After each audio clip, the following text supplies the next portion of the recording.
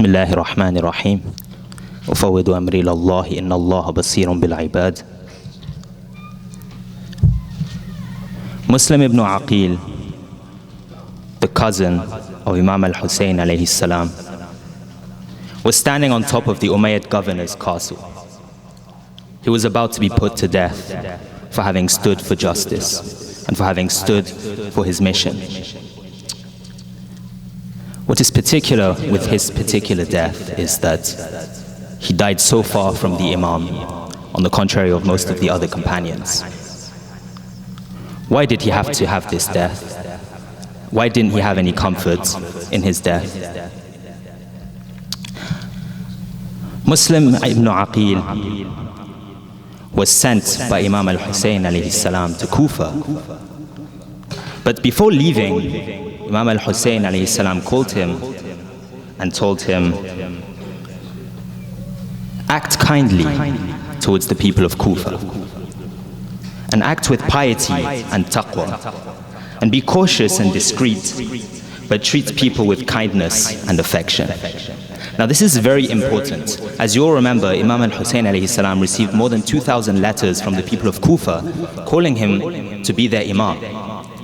Now these words that Imam al-Hussein alayhi salam are giving to Ibn Akeel are words of exactly how Imam al-Hussein should be, about exactly how Muslim ibn Akeel should be acting towards the people in Kufa.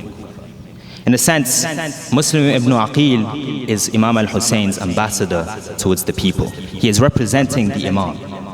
Now this is very important, and in fact, it announces that in the Imam's absence in Kufa, Muslim ibn Akeel takes the responsibility of the Imam in a certain sense. And he must represent the Imam's virtues and the Imam's courage. This is his mission. Now, let us observe exactly how Muslim ibn Akeel is able to embody this virtue and how he is able to live up to the message of Imam al-Hussein while he is in Kufa.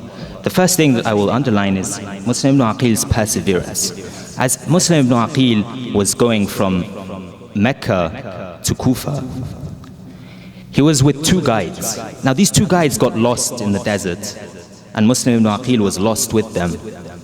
The two guides died of thirst, but Muslim ibn Akeel did not give up. Rather, he continued on his way until he finally reached a spring or an oasis, and he says that this was at the last minute. He was about to give up and die. In this sense, we see how Muslim ibn Akeel could not give up Imam al-Hussein alayhi salam's mission. And indeed, this reminds us of the sermon that Amir al-Mu'mineen salawatullahi wa salamuhu alayh gave before the battle of Jamal, when he told his followers, mountains may shift from their position, but you should not move from yours. Grit your teeth, lend to Allah your head, meaning in fighting for Allah, give yourself to Allah. Plant your feet firmly on the ground. Have your eye on the remotest foe and close your eyes to their numerical superiority. And be sure that the succor is from Allah, the glorified. In this sense, Muslim ibn Akeel perfectly embodied this virtue from the Imams when he continued, and he did not give up in the desert, and he arrived in Kufa in order to send the message from Imam al-Hussein alayhi salam to the followers. But Muslim ibn Akeel also shows how one cannot trade off survival. Rather, one should live according to the Quran and according to the word of the Holy Prophet sallallahu alayhi wa alihi wa sallam.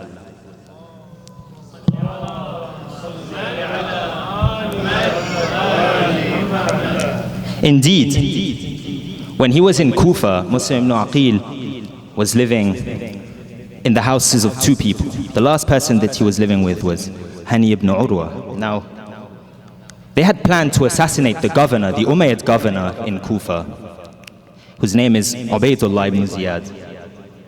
Now, the plan was that one of the Shia, but who was also a very important notable at the time in the city, was sick. This man is Sharik ibn A'war.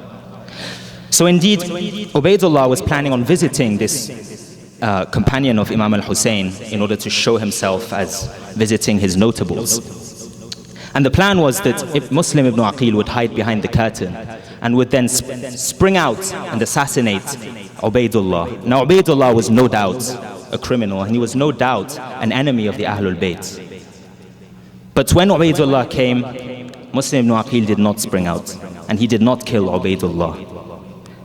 Later when Ubaydullah left, they asked him, "O Muslim, why did you not kill Ubaydullah? He is indeed a tyrant, he is a criminal." And Muslim ibn Akeel responded that he remembered the words of our Holy Prophet ﷺ, and he said, "Faith prevents one from the act of assassination, and the believer should not commit murder." What does this mean? Does it mean that we cannot kill tyrants, that we cannot defend ourselves? No. But rather it means that we should treat everyone with honor. Even a criminal should be treated with honor in a certain way. And Muslim ibn Akeel did not trade away his life even in order to stand up for this prophetic word. And this is how he lived through the virtues once again. But indeed, this also shows us something else.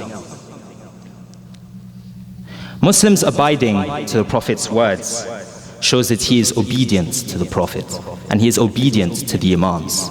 And in showing the way in which he acted to the people, he showed them what indeed they could hope for in the arrival of the Imam.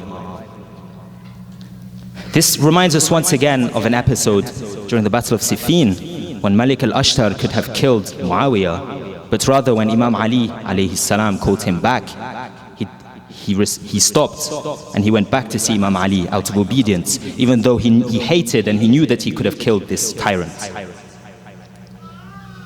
This is truly the message of Islam, that it is not just that the means justify the end, but rather that an end should be sought while also caring about the means, while also caring about such things as honor and perseverance. So we come back to the martyrdom. Muslim ibn Akeel was betrayed by a spy.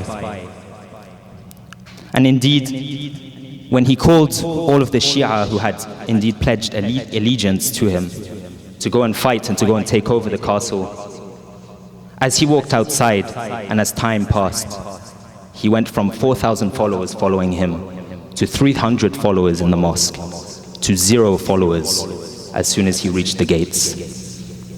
He was all alone. And being all alone, he could have no protection. And he was captured by the governor.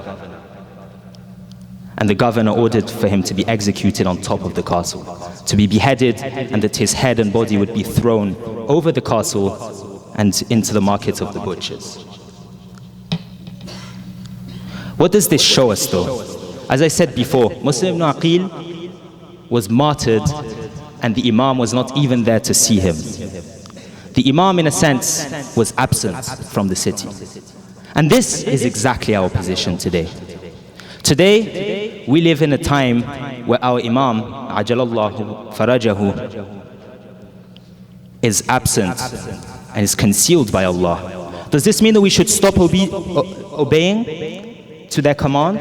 Does this mean that we should just somehow go about our lives? Or does this mean that we should hold to the principles? And this is exactly what Muslim ibn Akeel embodies. He shows that even in the absence of an Imam, even in the absence of an infallible, he lived up to the prophetic word, he lived up to their virtues, he lived up to the Quran.